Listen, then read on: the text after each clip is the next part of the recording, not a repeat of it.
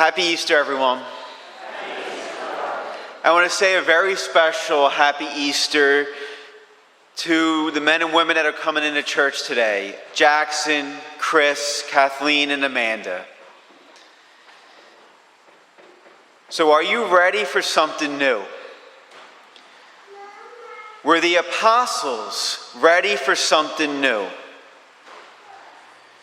Was Mary Magdalene ready for something new?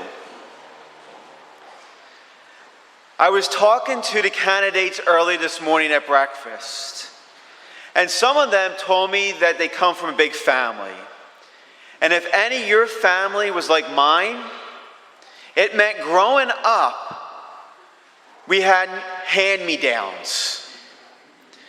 For me, I'm the second oldest of 5 boys, and that meant that I was always wearing my older brother's clothes when they got too small for him.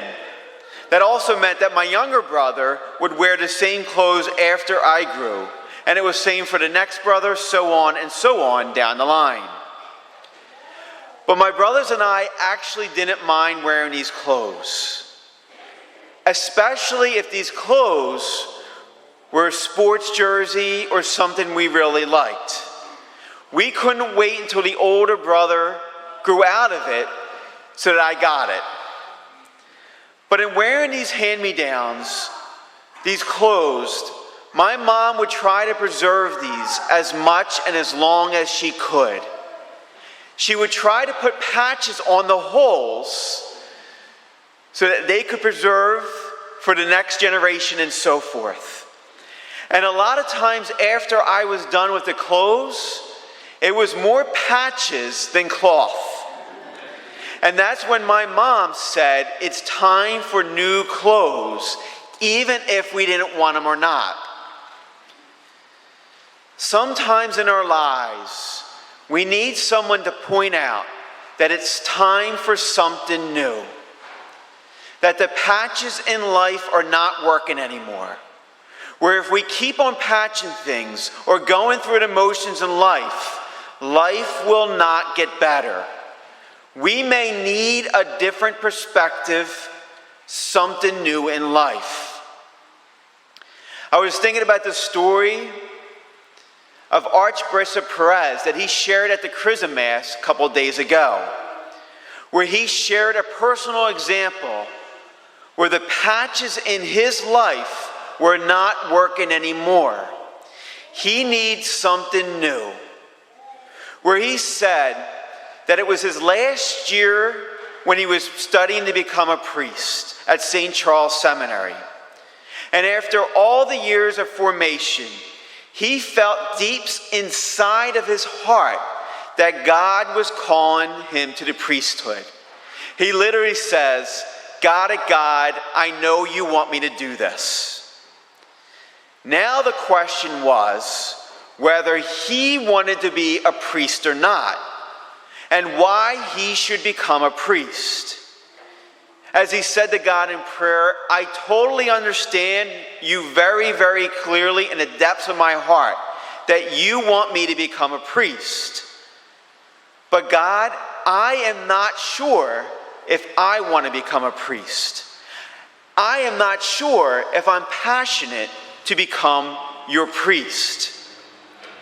As he said, he spent most of the last year at the seminary questioning whether he should do it or not. And a month before getting ordained, as he was questioning, he could almost hear God saying to him, really? You're waiting to the last moment to question these things. But he said to us priests that day, he did. And he said it was a lot of time of trial because he invested a lot of his time, a lot of his youth in the seminary. He said that he even, as he was questioning this, talked to an older priest that he respected about it. And this priest said back to him, if anyone wants to be a priest, he should not become a priest. And the life of a priest is about the cross. And the archbishop said, okay, great. you just told me that it's going to be a lot of suffering as a priesthood and a heavy cross. And he said, that didn't really help.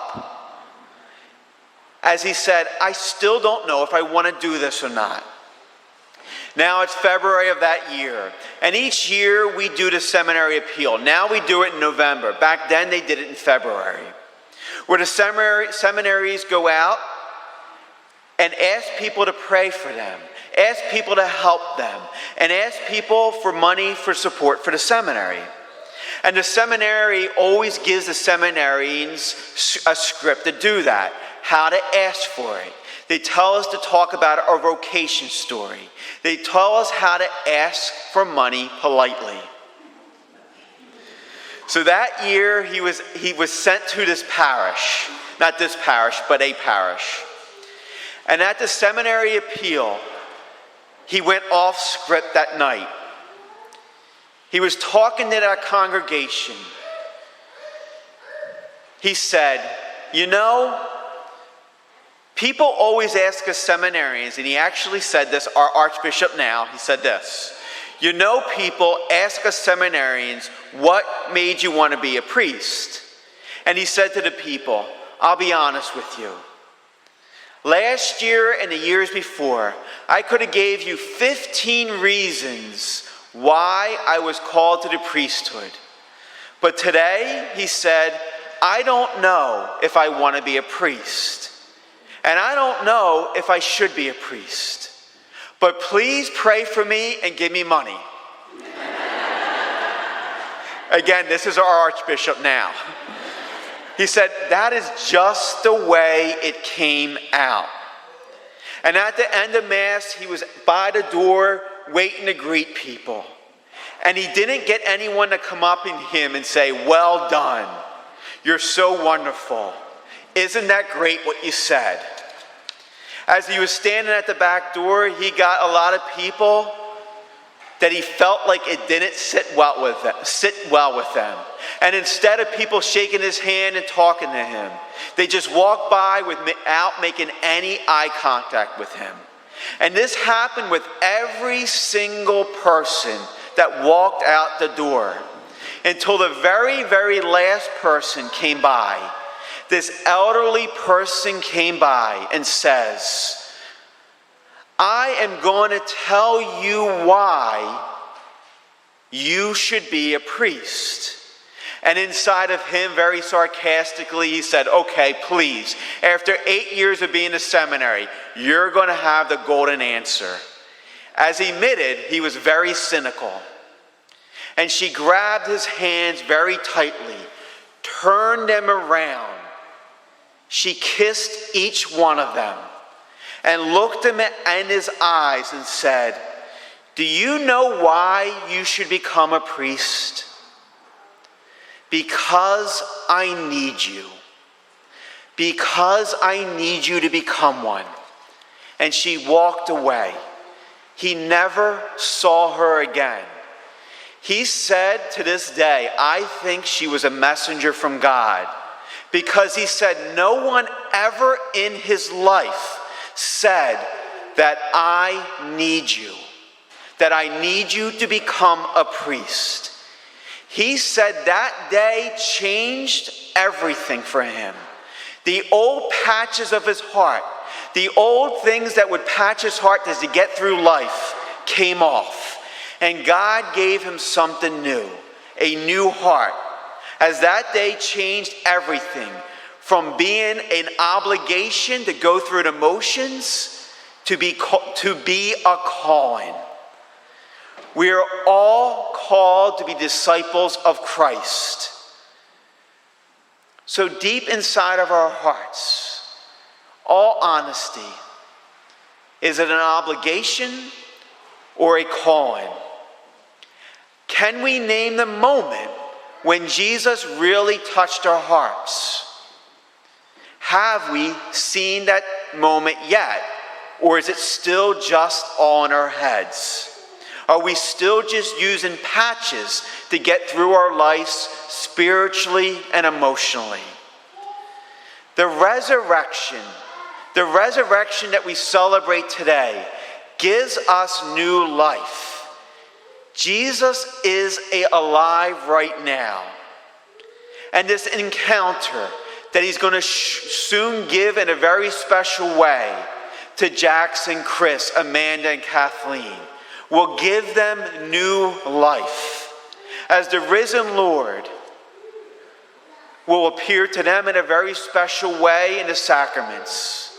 As the risen Lord appeared to Archbishop in a special way in that moment of that elderly woman. And the risen Lord, if you notice, doesn't appear to those people that tortured him in life, imprisoned him in life, or executed him. He appeared to them who believed in him. The risen Lord can be the brightest light of our lives if we are willing to open our eyes to faith. So how do we really open our eyes to faith? I once again want to share my favorite prayer.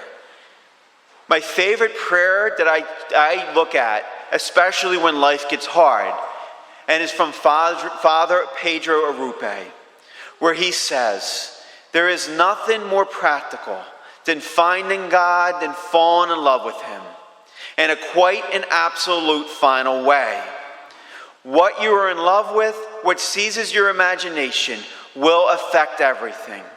It will decide what will get you out of bed in the morning, what you will spend your evenings, how you will spend your weekends, what you read, whom you know, and what breaks your heart, and what amazes you with joy and gratitude.